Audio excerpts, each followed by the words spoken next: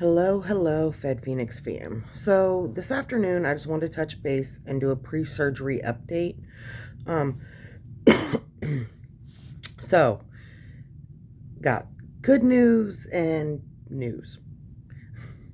So good news is my surgeon scale must be like a few pounds less than what mine is, and I don't even know which is correct. I don't even care. Because when I went to my surgeon's, appointment, Um, I met the 10-pound goal. I've lost 10 pounds since my last appointment a little under a month before, which is crazy because I mean my scales were saying I lost like 5, 6, maybe 7. So, oof. So I'm definitely getting surgery. The major abdominal surgery I need. So on the 27th, which is in like 5 days, I need to drive to Charleston, the capital, which is like a little over an hour away from me, for pre-surgical screening and testing. I know they got to do an EKG, a chest X-ray. I think they're doing a new CT, and they're also doing a bunch of labs. I don't know, blood, urine, what all. And those are the tests that I'm aware of. Hopefully that'll just be it. But what's crazy is I'm supposed to be there. The time I'm supposed to be there. A few hours later, it starts to get dark. I can't drive at night because I have astigmatism. Like, and I have bad vision problems. Um,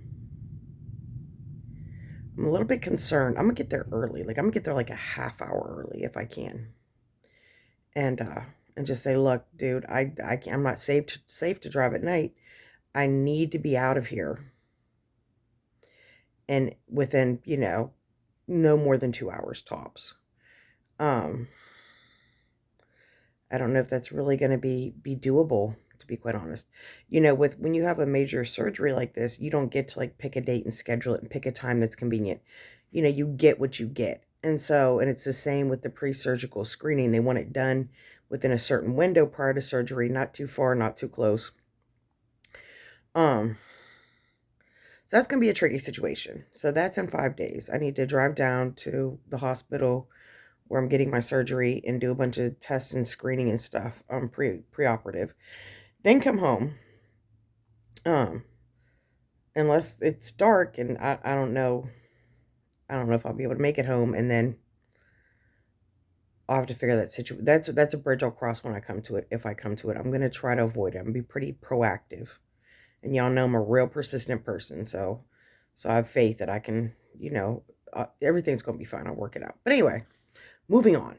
So the surgeon had me, when I went to my last appointment, had me lay down, and I was showing him that you can actually push the intestines back in with very little force. Actually, when I lay down, they're still sticking out. The intestines are sticking out of my stomach and the lower colon, but it can be pushed back through the top of my stomach with a little, with a little bit of maneuvering. So anyway, so he was showing me that the mesh I'm going to need. The mesh apparently has to be a little bigger than the actual hole, which a lot of people are like, well, of course it does. It's a patch on a hole. That's what I've been hearing the last couple of days since I've known this. And I'm like, no, it's not a patch on a hole. It's a hole that's closed shut. Then a patch over that. Or no, I'm sorry. There's a patch actually goes under that. And and that helps prevent it from re-tearing. But anyway, so I'm gonna need mesh from my left hip, like right before my hip bone, because he said they can't really attach it to bone, but they'll get as close as they can safely. But from my left hip bone to my navel to about halfway up my ribs on my left side. So this is major, major mesh. Very serious open surgery.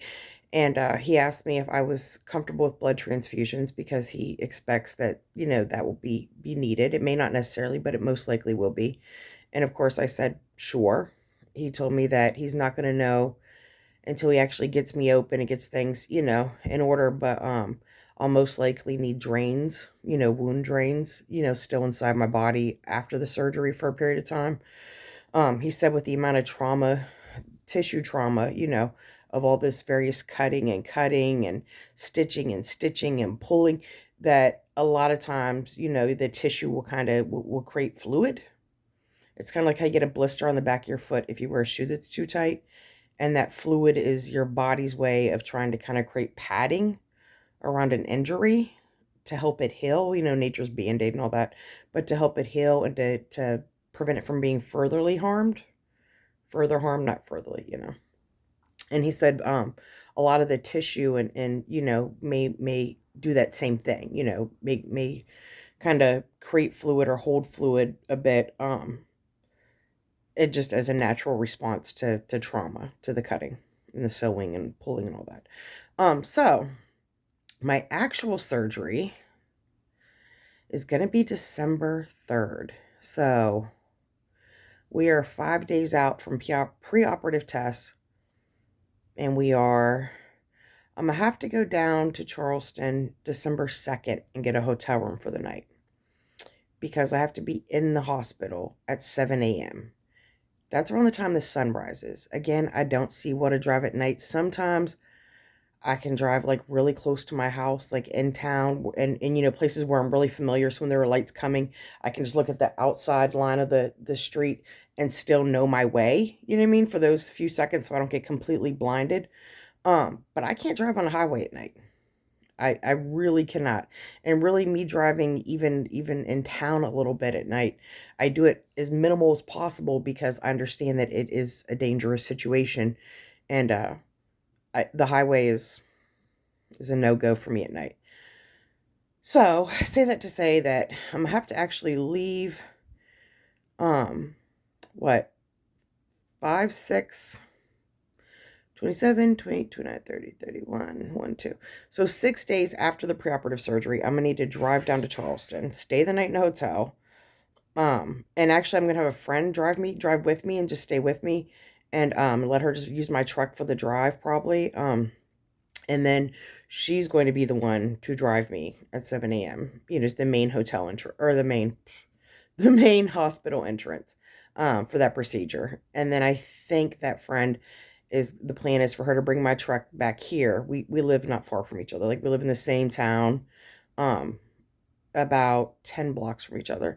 So I think she's either gonna and then she'll just use my truck when I get released from the hospital, I think, to come down and get me and bring me home as well. So that's a huge, and I got other logistics worked out already as well. Y'all know me, I'm on top of things. And but yeah, it's crazy. It's happening super fast. I did lose the 10 pounds, so unlike I was worried about my last video, I didn't have to plead and beg and try to, negotiate my way into still getting surgery. But it's a really major surgery, and I'm just really kind of like, wow, this is really happening. You know what I mean? Especially because it's things are happening very quickly. But this is good. This is a good thing. So anyway, I just wanted to give y'all a little brief pre-surgical update. I don't know if I'm gonna make another video before I actually go into surgery, or if I'm gonna make one while I'm still in the hospital. Not this visit with the surgeon, but the one before that, he said I needed to be willing to stay 3 days in the hospital. At this last visit, I mentioned him, I have a 7-year-old child at home that I'm, the sole caregiver for. I help take care of a few other people, grown folks that, for various reasons. I can't be laid up I mean, I can if I have to now because I need the surgery more than I need, but it makes things logistically a lot more difficult for me to be laid up in the hospital for 3 days if that's not absolutely necessary. So I think he was so impressed with the fact that I had lost the 10 pounds. And he said, you know what? The day after your surgery, you're staying the night. I mean, that's just not even negotiable with the extent of a procedure you're having. But he was like, after that, day to day, we will check your drains if you have drains, which you most likely will. We'll check your labs. We'll check your incisions, your wounds, and see if they're healing well.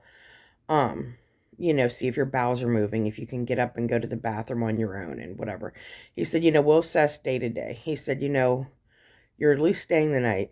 If the following day, if everything looks good, like there's no particular concerns have arisen, he said, I will let you go home that day. But There's going to be a lot of really making sure that this is safe. So I guess I don't have to be life flighted back down to him, and he don't have to get up in the middle of the night and come to the hospital and deal with my nonsense. Um, but yeah, so now I know that I may actually be able to come home like the day after my surgery, um, which will be at that point 2 days that I've been in Charleston. Um, but then again, it may stretch out a few days. The surgery's on a Wednesday, so Wednesday to Thursday to Friday. I don't see me being there Monday. I'm hoping to go home like Thursday, Friday at the latest. So I don't know. But I don't know if I'm gonna update y'all like um maybe right before I go into surgery, maybe right after, maybe when I come home. I don't really know. There's a lot going on. Y'all know the holiday is right around the corner. My birthday's right around the corner. The weather's getting colder, which is not pleasant and complicates things a little bit.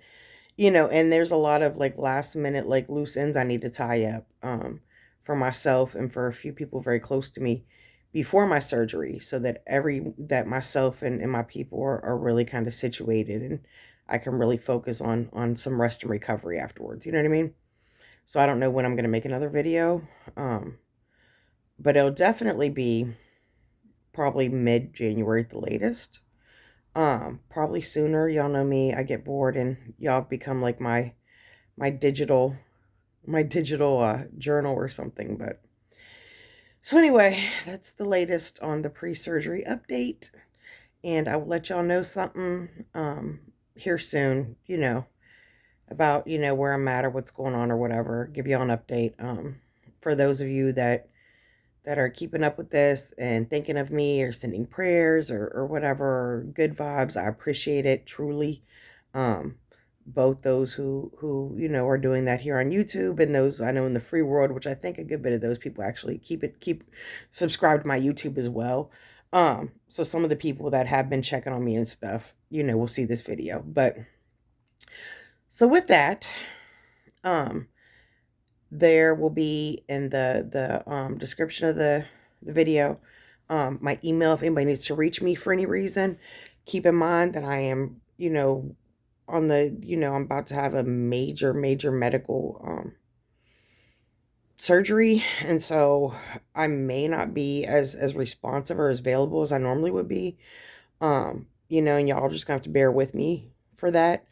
um and my Cash App and PayPal will be in the description as well if you'd like to donate to the channel. As you know, that goes towards, you know, I like being honest about where that money's going, so I don't feel like I'm saying donate to the channel if you like and you choose to, and you didn't have a realistic. So for transparency purposes, I'm thinking that I may actually, at this point, donations to the channel, you know, will obviously be for anything that comes up in the day to day. And there's always, small little things that come up day to day. You need a little extra gas here, or a little bit of, stuff for the house or whatever. But I'll be trying to save as much as I can to help cover transportation costs, hotel costs, co-pay costs, whatever costs are associated with the situation medically. And if that, if there's money left over from that, then obviously that'll be put towards the endeavor of me producing a book the end of next summer, which I'm still hoping to hit that goal. Um, y'all know me, I'm gonna try to really get it out there. It's crazy because if I succeed at producing my book by the end of next summer, then it'll be about the time that I am fully like 100% healed from the surgery.